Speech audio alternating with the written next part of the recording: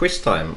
Actually not like a pub quiz or a quiz night or something like this, but a quiz in the sense of how you can improve discovery and qualification of prospects before you actually enter a call, for example, or even a physical meeting.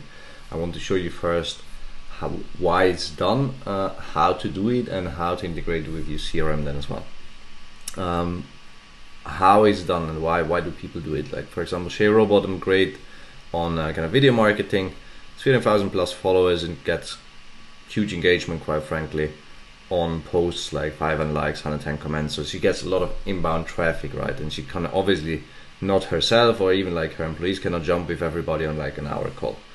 So what she does is basically like, there's a very ugly website in a sense, and the only purpose of this is conversion. It's always the same call to action: schedule a call, but this is not leading to a call scheduling page.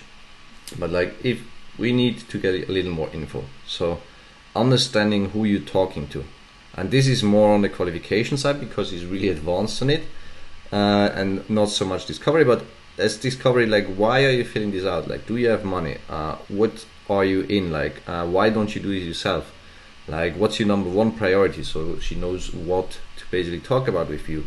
And then why should she work with you, not the other way around only? It's like a both side deal, right? And then when do you want to start? So it's this quiz, and then basically like you go into call. The classic thing, how people do it, is just like with white papers, for example. You have a white paper like this one as well. You say like, this is what you will get, insights on how to do this. You get a form, in my case here it's HubSpot. People fill it out and then you react.